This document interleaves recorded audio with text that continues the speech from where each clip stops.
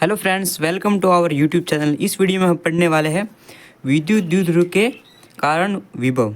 ठीक है, हमने पिछले वीडियो में बिंदु आवेश के कारण विद्युत विभव पढ़ा था। इस वीडियो में हम जो है विद्युत द्विध्रुव के कारण विभव पढ़ने वाले हैं, जिसमें हम जो विद्युत द्विध्रुव के कारण अक्ष पर, निरक्ष पर और किसी सामान्य बिंदु पर जो है हम जो विद्युत विभव को ज्ञात करेंगे। तो ये आपके क्लास 12 फिजिक्स का चैप्टर नंबर 2 है, स्थिर विद्युत विभव तथा धारिता। इससे पहले हमने दो वीडियो में दो टॉपिक पढ़े हैं, वो वीडियो नहीं देखे तो आप जाकर देख सकते हैं। तो चलिए शुरू करते हैं। विद्युत द्विध्रुव के अक्ष पर स्थित बिंदु पर विद्युत विभव। अभी तक आपको नहीं पता है कि विद्युत द्विध्रुव क्या होता है, तो मैं आपको बता देता हूँ कि दो समान परिमाण और विपरीत प्रकृति, यानी एक प्लस है दूसरा माइनस, दोनों कोई भी दूरी है, डी है या 2 है, कोई भी कम दूरी है, उस पर रखे हैं तो इस व्यवस्था को विद्युत द्विध्रुव कहते हैं। ठीक है, तो ये एक विद्युत द्विध्रुव है, प्लस क्यू आवेश और माइनस क्यू आवेश, जिनके मध्य 2a दूरी है और दो भागों में कर देंगे तो इस तरफ की a और इस तरफ की a, और इसके अक्ष पर यानी कि इसी लाइन के सीध में कोई भी बिंदु P लेते हैं, इस पर जो है विद्युत विभव ज्ञात करेंगे। तो यहाँ पर जो इसके बीच में से हम कोई भी r दूरी पर बिंदु P लेते हैं।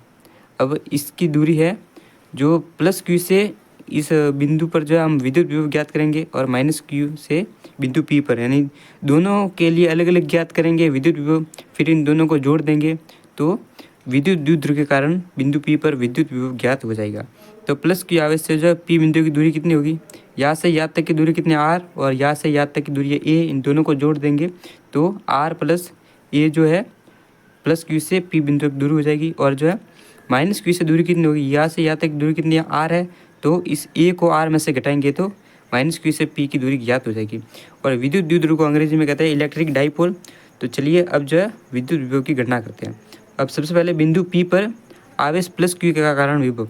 तो हमने पिछले वीडियो में पढ़ा था कि किसी भी आवेश के कारण जो है बिंदु P पर विद्युत विभव क्या होता है, के क्यू अपन आर। के क्या है, 1/4 पाई एप्सिलॉन नॉट होता है, तो इसको शॉर्ट में जो है के लिखते हैं, ये एक स्थिरांक है। और अपन में आर, आर क्या है, जो उस आवेश से जो बिंदु, जिस बिंदु पर हम ज्ञात कर रहे हैं विद्युत विभव, वहाँ तक की दूरी। तो ठीक है, तो ये बिंदु P पर आवेश प्लस क्यू के कारण विभव क्या होगा, V प्लस क्यू के लिए ज्ञात करें तो यहाँ प्लस क्यू लिखेंगे बराबर के Q upon R plus A. R plus A क्या है, प्लस क्यू से P बिंदु तक की दूरी। फिर है बिंदु P पर आवेश माइनस क्यू के कारण विभव, तो V माइनस क्यू बराबर के, यहाँ पर माइनस क्यू के कारण तो माइनस क्यू, और फिर जो है दूरी क्या होगी, R माइनस ए। इसको समीकरण 2 नाम देंगे और पहले वाले को 1। फिर है नेट विभव क्या होगा, इन दोनों को जोड़ देंगे, यानी माइनस क्यू के कारण और प्लस क्यू के कारण विभव दोनों को जोड़ देंगे तो Vp बराबर V plus Q plus V minus Q. ठीक है, अब समीकरण 1 और 2 से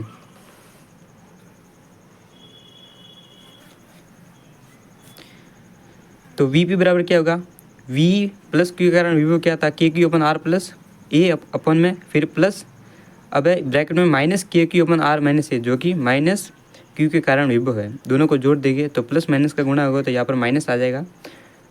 तो अब जो है Vp बराबर के q upon r plus a minus k q upon r minus a. फिर Vp बराबर जो है ये दोनों एलसीएम ले लेंगे तो इसका जो है इसमें भाग कितनी बार जाएगा, एक बार, ये दोनों कट जाएंगे और इसका इसके साथ गुणा हो जाएगा। और यहाँ पर जो है इसका भाग इसमें कितनी बार जाएगा, ये कट जाएगा एक बार, तो आर प्लस ए होगा, इसका गुणा इस तरफ कर देंगे और इस दोनों को जो है एक सूत्र से लिखेंगे। तो एलसीएम तो हो जाएगा ए प्लस बी, ए माइनस बी का सूत्र क्या है, ए स्क्वायर माइनस बी स्क्वायर होता है, तो आर प्लस ए और आर माइनस ए, इसका क्या होगा, r square minus a square, और ऊपर आ जाएगा आर माइनस ए और आर प्लस ए, और ये के क्यू कॉमन है ही, तो के क्यू ब्रैकेट में इसका माइनस के साथ गुणा हो जाएगा तो आर माइनस ए और माइनस आर और माइनस ए, और प्लस का आर और माइनस का आर कट जाएंगे, तो यहाँ पर उसका Vp बराबर के क्यू ब्रैकेट में -2a, क्योंकि माइनस से कितने 2a, फिर जो है r square minus a square. अब हमें पता है कि Q2a या 2a क्यू क्या होता है, द्विध्रुव आघूर्ण होता है। ठीक है, तो 2a क्यू क्या होता है, द्विध्रुव आघूर्ण।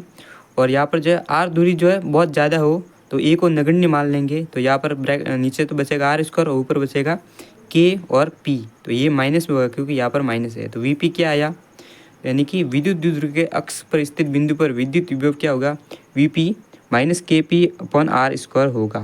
ठीक है, अब नेक्स्ट अब पढ़ते हैं विद्युत द्विध्रुव के निरक्ष पर बिंदु पर विभव। ठीक है, अब निरक्ष क्या होती है, जैसे कि ये कोई भी विद्युत द्विध्रुव है, ये प्लस क्यू और ये माइनस क्यू, तो अब ये इन दोनों के बीच में दूरी कितनी है, कोई बिंदु ओ लेते हैं, ये यहाँ से और यहाँ से ए, ठीक है। बीच में कोई भी लाइन खींचेंगे यानी कोई भी लंब डालेंगे तो वो जो है लाइन क्या निरक्ष कहलाएगी।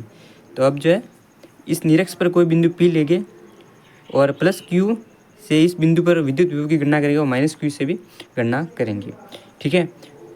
तो ये तो पी बिंदु हो गया और ये बी और ये ए बिंदु, ठीक है। अब जो है यहाँ पर एक समकोण त्रिभुज बन गया और ओ से पी की दूरी जो आर है। तो अब देखिए, अब जो है हमें ये दूरी ए है और ये आर है। अब ए और पी की दूरी ज्ञात करनी है, इसके लिए हम पाइथागोरस प्रमेय लगाएंगे। तो देखिए ए पी तो कर्ण हो जाएगा, ए ओ हो जाएगा आधार, ए और ओ आधार हो जाएगा, और जब ओ पी क्या है लंब है, ठीक है। ओ और पी क्या है लंब, जो कि है आर। अब जब पाइथागोरस प्रमेय से क्या होगा, कर्ण स्क्वायर बराबर आधार स्क्वायर प्लस लंब स्क्वायर, ठीक है। तो कर्ण स्क्वायर ए पी स्क्वायर बराबर आधार कितना है ए स्क्वायर प्लस आर स्क्वायर क्या है लंब है। अब जो इसका जो हम तो ए पी निकालेंगे तो इनका वर्गमूल निकालेंगे तो रूट में जो r square plus a square हो जाएगा। अब आवेश प्लस क्यू के कारण बिंदु पी पर विभव क्या होगा। तो देखिए हमें दूरी मिल गई है, दूरी मिल गई ए से पी तक की दूरी, ठीक है। और इस तरफ भी ये दूरी सेम ही होगी।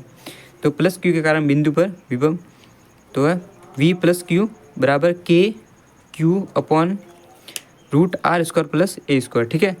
तो इसको हम समीकरण 1 नाम दे देंगे। अब है माइनस क्यू के कारण बिंदु पी पर विभव, तो वी माइनस क्यू बराबर k minus q upon root upon r square plus a square, इसको समीकरण 2 नाम दे देंगे, ठीक है। यहाँ पर माइनस क्यू के कारण है तो यहाँ पर माइनस क्यू आ जाएगा, ठीक है। अब नेट विभव ज्ञात करने के लिए क्या करेंगे, तो वी पी बराबर क्या होगा प्लस क्यू के कारण विभव और माइनस क्यू के कारण विभव जो होगा उन दोनों को जोड़ देंगे तो नेट आ जाएगा। तो समीकरण 1 व समीकरण 2 से तो वी पी बराबर प्लस क्यू के कारण कितना था के क्यू अपन जो है r square plus a square का रूट, और प्लस यहाँ पर माइनस होगा k q upon root r square plus a square. तो देखिए दोनों सेम है और यहाँ पर प्लस माइनस के होना है तो माइनस हो जाएगा, तो दोनों कट जाएंगे आपस में, तो मान क्या आएगा 0। तो यहाँ पर यह देखिए 0 क्यों आया, देखिए या लंब है ये दोनों के बीच में, ठीक है। तो यहाँ से पी बिंदु है तो प्लस क्यू से बिंदु पी की दूरी और माइनस क्यू से बिंदु पी की दूरी जो है समान है, और साथ ही दोनों का परिमाण समान है। तो ये दोनों प्रकृति विपरीत है, ठीक है। तो यहाँ से प्लस होगा यहाँ से माइनस होगा तो दोनों आपस में शून्य हो जाएगी। यहाँ पर जो विद्युत विभव का मान कितना शून्य होगा, ठीक है। तो ये तो आसानी था। अब नेक्स्ट पढ़ते हैं। तो ये थोड़ा हार्ड है और साथ ही बहुत इंपॉर्टेंट भी है, तो इसको आपको अच्छे से समझना होगा। तब है किसी सामान्य बिंदु पर यानी कि कोई भी विद्युत द्विध्रुव है, यहाँ से न तो अक्ष पर और न निरक्ष पर कोई भी सामान्य बिंदु पी लिया है, ठीक है। और यहाँ पर ये ए बी बिंदु है, तो माइनस क्यू के कारण बिंदु पी पर विद्युत विभव की गणना करेंगे और दूरी कितनी है R2, और प्लस क्यू के कारण दूरी कितनी है R1 दूरी है पी से, तो यहाँ पर भी विद्युत विभव की गणना करनी है। तो अब हमें जो है क्या ज्ञात करना है, ये दूरी ज्ञात करनी है। इसके लिए हम क्या करेंगे कि बिंदु बी से यहाँ पर जो ओ पी है इस पर लंब डालेंगे, क्योंकि ये कोण बहुत कम हो तो यहाँ से यहाँ पर लंब डालेंगे तो R2 और ये सामने वाली भुजा जो है बराबर होगी, ठीक है। तो यहाँ पर P से जो है यहाँ पर तो ये थीटा हो गया और ये हमने यहाँ पर लंब डाल दिया N, ठीक है। अब जो है P से जो है O तक जो है हम इस रेखा को आगे बढ़ाएंगे, यहाँ पर थीटा हो जाएगा, और जो है यहाँ पर बिंदु M से जो है यहाँ ए तक जो है एक और लंब डालेंगे, ठीक है। ए से एम तक लंब डाला तो ये भी एक जो है समकोण त्रिभुज हो गया। तो अब ये त्रिभुज इसलिए बना रहे हैं क्योंकि हम जो है R1 और R2 को ज्ञात करना है। तो अब देखिए P और M और जो है ए और P ये दोनों बराबर हो गए, तो हमें जो है R1 का मान ज्ञात करने में आसानी होगी। तो ये हमारे पास ये डायग्राम हो गया। अब सबसे पहले लेंगे हमें जो R2 का मान ज्ञात करना है, इसलिए हम लेंगे ONB त्रिभुज, ठीक है। तो एन बी तो लंब हो गया, ओ एन हो गया आधार और ओ बी हो गया कर्ण। तो कर्ण कितना है, ये कर्ण ये इन दोनों के सामने वाली भुजा कर्ण ए है। तो यहाँ पर हमें जो आधार ज्ञात करना है, आधार ज्ञात करने के लिए हमारा कर्ण तो है, तो इसके लिए हम लेंगे कॉस थीटा। तो कॉस थीटा बराबर आधार बटे कर्ण होता है, कॉस थीटा बराबर ओ एन अपन ओ बी। आधार है ओ एन ओ और एन, और जो है कर्ण है ओ बी। तो कॉस थीटा बराबर ओ एन अपन ओ बी, और ओ एन ज्ञात करना है हमें आधार, तो ओ एन बराबर ओ बी कॉस थीटा हो जाएगा। ओ बी को कॉस थीटा से गुणा कर देंगे। तो अब हमें देखना है कि बी पी बराबर एन पी, बी पी और एन पी। तो बी पी ज्ञात करने के लिए क्या करना पड़ेगा, ओ और पी में से जो है ओ एन को घटा देंगे तो हमें जो है बी पी ज्ञात हो जाएगा, ठीक है। एन पी ज्ञात होगा तो बी पी दोनों बराबर ही है, तो बी पी भी ज्ञात हो जाएगी। तो अब जो है BP का मान क्या है R2 और OP का मान है R माइनस ON का हमने ज्ञात किया गया OB cos थीटा। तो R2 का मान तो हो गया। अब जो है हमें नेक्स्ट ज्ञात करना है R1 का मान। R1 का मान ज्ञात करने के लिए क्या करेंगे, तो हम R1 का मान ज्ञात करने के लिए त्रिभुज AOM, ठीक है, AOM त्रिभुज लेंगे। तो यहाँ पर AM तो है लंब और MO आधार है और AO कर्ण है। तो यहाँ पर भी cos थीटा लेंगे। इसी तरह ज्ञात करेंगे आधार बटे कर्ण और MO अपॉन AO। आधार है MO और कर्ण है AO। तो MO जो है हमें ज्ञात करना है, तो यहाँ पर गुणा हो जाएगा AO cos थीटा हो जाएगा। फिर PA बराबर MP है, ठीक है। PA बराबर कौन सा है, MP मैंने आपको बताया था। तो यहाँ पर PA बराबर MP को तोड़ेंगे दो भागों में, ठीक है। तो MP ज्ञात करने के लिए क्या करेंगे, MO प्लस OP होगा, ठीक है। MP ज्ञात करने के लिए क्या होगा, MO प्लस OP दोनों को जोड़ेंगे।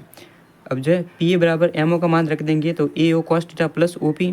अब R1 जो है PA क्या है, R1 है, तो R1 बराबर A cos theta plus OP और R1 बराबर A cos theta plus R। OP क्या है, ये पूरी R है। तो अब है R1 बराबर क्या होगा, R plus A cos theta. तो ये R1 का मान आ गया, R plus A cos theta. अब नेक्स्ट तो प्लस Q के कारण विभव क्या होगा, तो V प्लस बराबर KQ अपन R1 और माइनस Q के कारण होगा V minus Q K minus Q अपन R2। अब R1 और R2 का मान रखेंगे तो V बराबर जो है प्लस Q के लिए KQ upon R plus A cos theta और माइनस Q के लिए विभव होगा K minus Q upon R minus A cos theta. अब है नेट ज्ञात करने के लिए क्या करेंगे, VP पूरे के लिए ज्ञात करेंगे। तो V प्लस Q के कारण और माइनस Q के कारण दोनों को जोड़ देंगे। तो प्लस Q के कारण KQ upon R plus A cos theta और प्लस करेंगे K minus Q upon R minus A cos theta. अब VP बराबर होगा KQ कॉमन ले लेंगे, ये दोनों LCM हो जाएगा R plus A cos theta और R minus A cos theta. अब यहाँ देखिए दोनों जो है समान है लेकिन जो है चिन्ह अलग है, यानी कि इसको हम इस प्रकार से लिख सकते हैं A प्लस B और A माइनस B। तो इसका क्या होगा, A square minus B square. तो A स्क्वायर R स्क्वायर और B स्क्वायर हो जाएगा, B स्क्वायर हो जाएगा A स्क्वायर और cos स्क्वायर थीटा। तो यहाँ पर ऊपर हो जाएगा R minus A cos theta और minus R plus A cos theta. अब देखिए VP जो है KQ कॉमन ही है, अब इसका माइनस के अंदर से गुणा हो जाएगा। तो यहाँ पर मान आएगा R minus A cos theta और माइनस R और माइनस A cos थीटा। अब देखिए अपन में R square minus A square और cos स्क्वायर थीटा। तो VP बराबर होगा माइनस का गुणा हो जाएगा, तो माइनस KQ अपन 2A cos थीटा और R square minus A square cos square theta. तो यहाँ पर हम क्या करेंगे कि R2 बहुत ज़्यादा हो, यानी कि जो है बिंदु P जो है बिंदु P जो है आवेश से बहुत दूर हो, तो जो है A को नगण्य मान लेंगे। तो यहाँ पर तो R स्क्वायर हो जाएगा। अब जो 2A और Q क्या है, हमने पीछे पढ़ा था क्या है, द्विध्रुव आघूर्ण। तो इसको P लिख देंगे। तो VP बराबर होगा minus KP cos theta upon R square. तो ये हो गया किसी सामान्य बिंदु के लिए जो है विद्युत की सामान्य बिंदु पर जो है विद्युत द्विध्रुव के कारण विद्युत विभव। अब जो है नेक्स्ट स्थिति देखते हैं। तो ये कोई भी विद्युत द्विध्रुव है। अब देखिए हमने पहले ज्ञात किया था, क्या ज्ञात किया था, जो है किसी भी सामान्य बिंदु के लिए जो है विद्युत विभव क्या होता है, VP बराबर KP cos थीटा और R स्क्वायर। ये हमने यहाँ पर ज्ञात किया, ये माइनस आया है यहाँ पर क्योंकि माइनस ही। तो ये विद्युत द्विध्रुव है। यहाँ पर सबसे पहले स्थिति क्या होगी, थीटा अगर 0 डिग्री हो, 0 डिग्री होगा, ये थीटा 0 डिग्री होगा, तो यहाँ पर जो है अक्ष पर कोई भी बिंदु है उसके लिए विद्युत विभव की गणना हो जाएगी। तो यहाँ पर cos 0 डिग्री लेंगे तो यहाँ पर VP क्या आएगा, minus KP upon R square, क्योंकि cos 0 डिग्री मान होता है 1 होता है। अब 90 डिग्री लेंगे तो ये निरक्ष पर हो जाएगा, ठीक है, ये 90 डिग्री और ये बिंदु P निरक्ष पर हो जाएगा। तो VP का मान आएगा माइनस KP cos 90 डिग्री का मान होता है 0 डिग्री। तो VP 0 आएगा, जो कि हमने निरक्ष के लिए पढ़ा था। और जो है थीटा के लिए हमने पढ़ाई है minus KP cos theta upon R square, ठीक है। तो यही था इस वीडियो में। तो आई होप आपको ये वीडियो पसंद आएगा। अगर वीडियो पसंद आए तो वीडियो को लाइक कीजिए और क्लास 12 फिजिक्स को ऐसे ही नोट्स के माध्यम से पढ़ना चाहते हैं तो चैनल को सब्सक्राइब करें, अपने सभी दोस्तों के साथ शेयर करें और कोई भी डाउट हो तो कमेंट करके ज़रूर बताएं और साथ ही ये स्क्रीनशॉट भी ले सकते हैं।